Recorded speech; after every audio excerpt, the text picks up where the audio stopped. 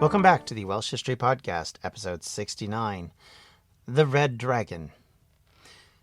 We know from history that Wales has always been associated with the Red Dragon. We know that there is a long tale involving this dragon and that it's probably mostly mythology as opposed to actual reality, yet that linkage remains even today. Even in the so-called pseudo-histories that we tell, we still associate the reason why these symbols became important in Wales. So let's start off by talking a little bit about kind of where this whole association starts at, where it carries on to, and where it goes after that, and why is it so significant, and what has helped it continue to be so significant in the Welsh understanding of itself and how Welsh people understand themselves. So first off, let me just take this moment to wish all of you who are listening to this this week a happy holidays. I hope your holiday period was great. As this publishes, it's before New Year's. I hope you have a fantastic New Year's. Please be safe. And I hope 2018 is a great year for you. So now let's move into our story. So let's talk about where the Red Dragon itself originates from. So as it's been written down, the only historical account that we have of a red dragon being associated with Wales, or the earliest recorded mention anyway, is by that elusive figure Ninius in the History Britannium. In there, he discusses the idea that Ambrosius, as a young boy, is brought by Vortigern, the king of Britain at the time, according to the story, to deal with a problem that they're having in trying to build a castle at Dinas Imerys. The idea that this fortification kept falling down or kept having problems, so they were trying to figure out what to do. So in the story, Ambrosius is supposed to be sacrificed. They realize that there's something else to this, and in later stories, he becomes Merlin as opposed to Vortigern's Ambrosius, who, of course, is made famous by Gildas.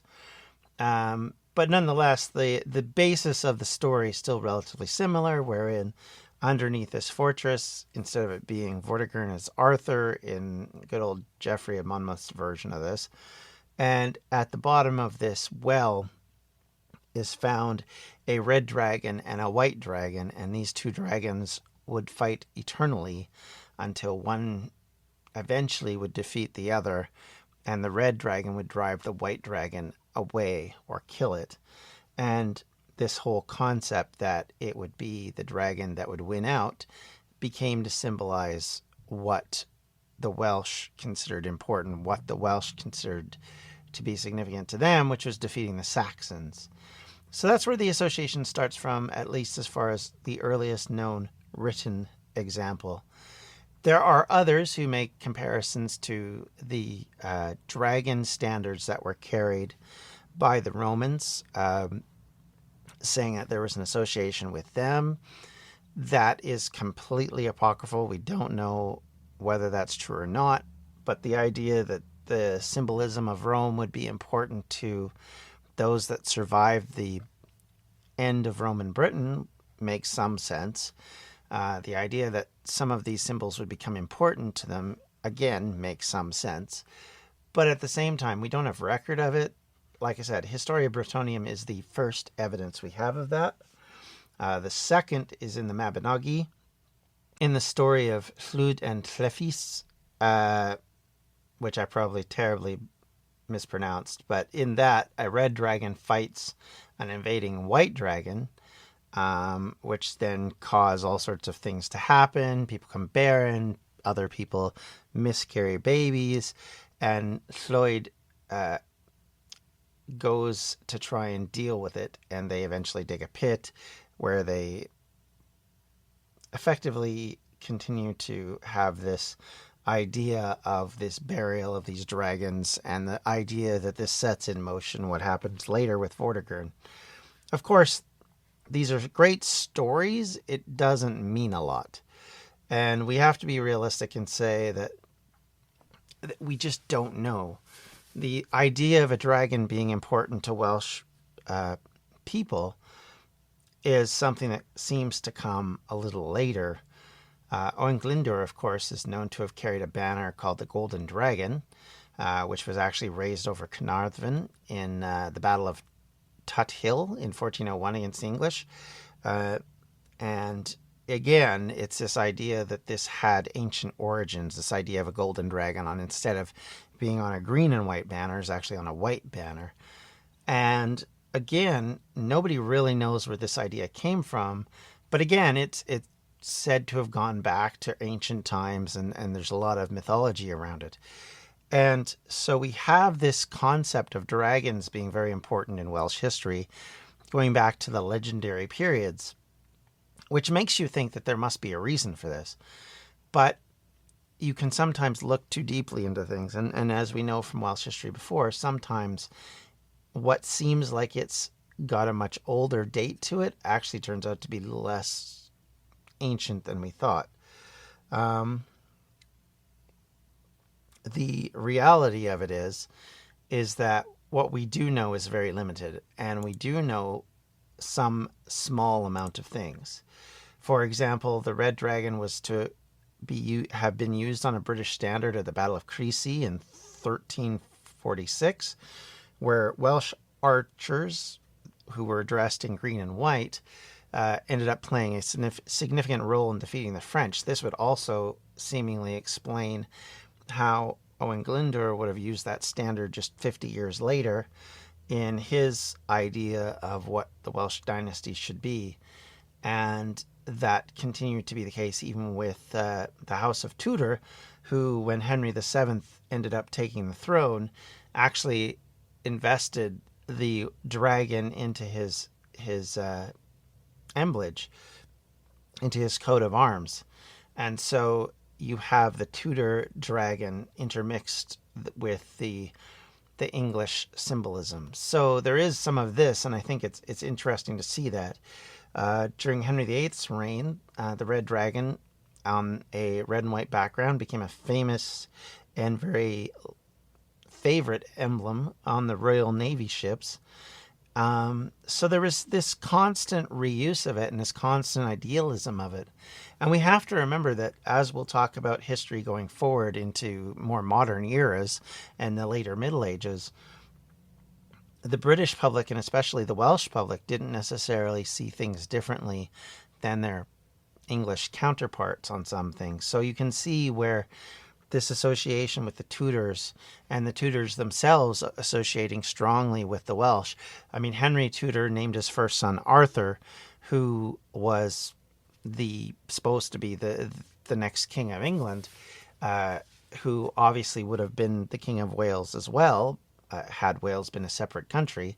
So they at this point have this strong association. You know, that Henry VII is seen as the first Welsh king of Britain since ancient times. I mean, that's one of the associations he strongly puts forward in his taking the throne. So there is this idealism of Welsh history, which comes in the Tudor period because of this association with their background.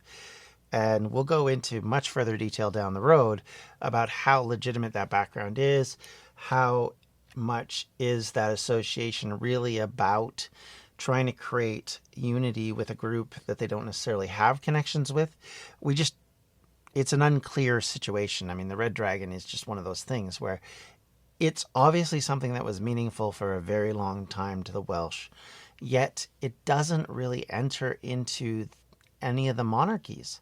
Like, if you think about it, none of the kingdoms of Gwynedd or of Powys or of Dyfed or Deuddbarth seem to have taken on that banner, at least not directly, that there's written evidence of it. There's a lot of suspicion, but I don't, because, I mean, again, going back to, unfortunately, one of our sources being Geoffrey of Monmouth, the idea that the Welsh dragon was carried by Cadwallon in the middle of the 6th century by other kings of Gwynedd is really without any actual evidence. We don't know.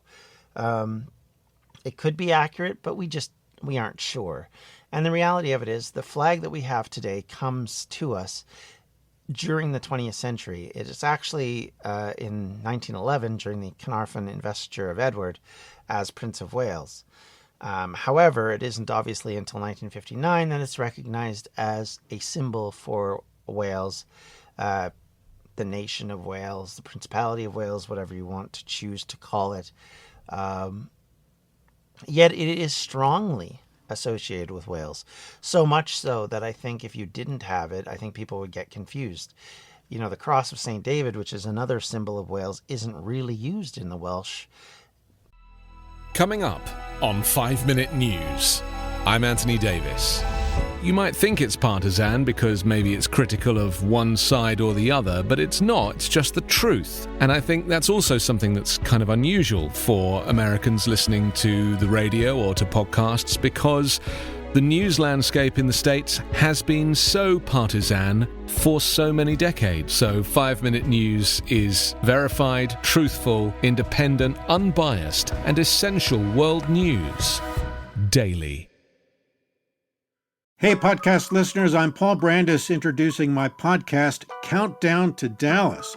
It's a fascinating, in-depth look at the seemingly unconnected events that led to the assassination of President John F. Kennedy. It's based on my book of the same title. In that book and in this podcast, I go all the way back to 1939, when Lee Harvey Oswald was born into a troubled and dysfunctional family. I'll follow his transient and often violent teenage years and young adulthood, painting a fuller picture of the man who would later become Kennedy's killer. I also take a look at events unfolding in that era, like Cuba and Vietnam, and I'll unpack the conspiracy theories too, not one of which has ever been conclusively proven. Subscribe to Countdown to Dallas at evergreenpodcasts.com or your favorite listening app, October 31st.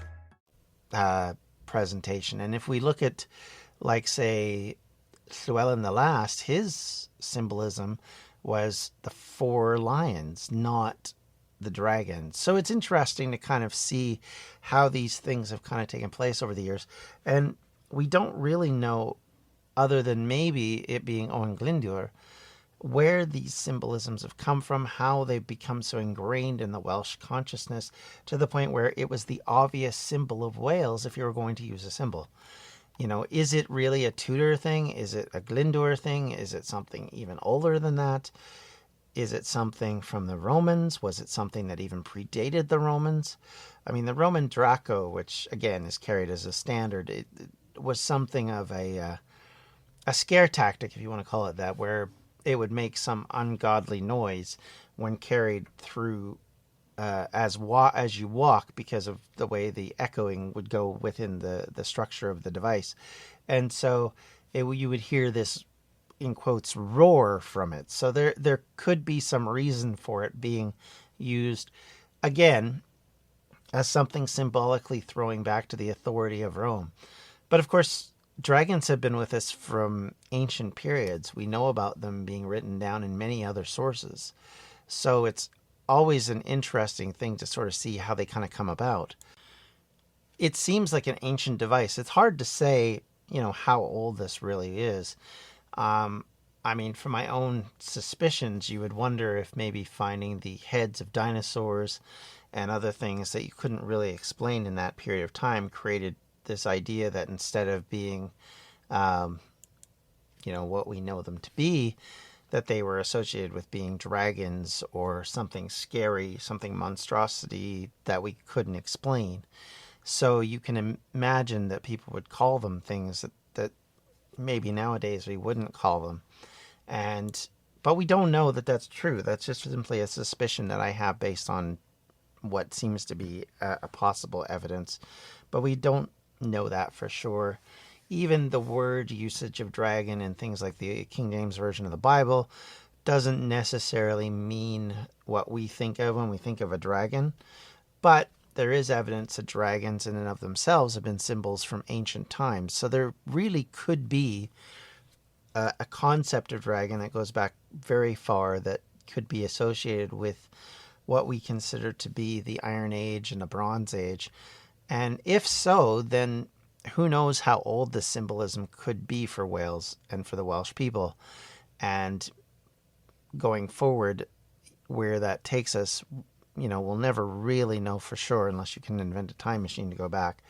But I think it's an interesting fact that dragon, or at least an image of what we consider to be a dragon, is something very, very ancient and very old, and something that means something to a number of civilizations across the world. And I think like I said, I think it's fascinating to see how Wales became so associated with this when, in other cultures, the idea of a red dragon, sometimes dragons can be considered lucky, sometimes they're considered evil, sometimes they're the embodiment of dark powers.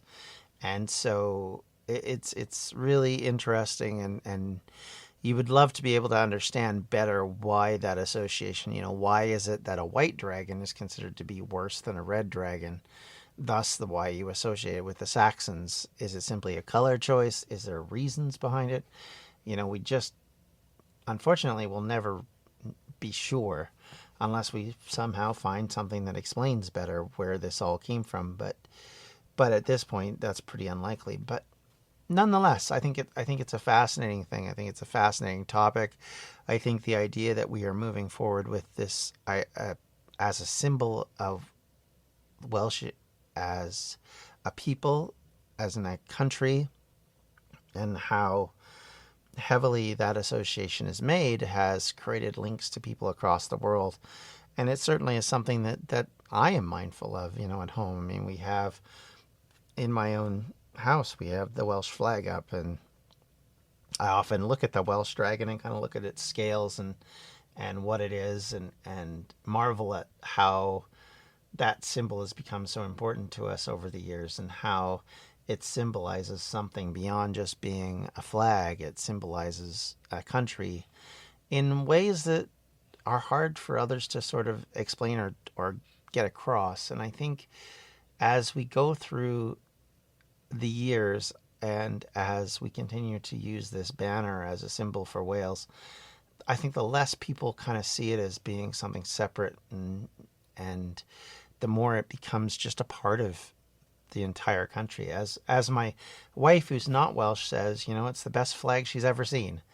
And I'll be honest, I kind of agree with her. And I think partially because it symbolizes something more than just being a drawing of something. It's not sort of symbolistic. It is what it is. And I think that's one of the fantastic qualities it has. But anyway, as I said, I hope you all have a good year, a good new year.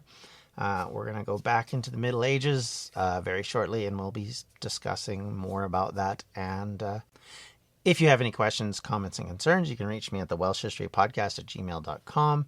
You can reach us on Twitter at Welsh History Pod, and you can go along on our Facebook page and like us on Facebook at facebook.com/Welsh History Podcast. Thank you very much for listening. Take care. Have a great new year. Bye. Edge of the Abyss Creations is a proud sponsor of the Welsh History Podcast, your one-stop shop for unique jewelry, paintings, and other crafty creations. You can find us at facebook.com/edgeoftheabyss1. This has been a Distractions Media production. For more info, you can check out everything we do at distractionsmedia.com.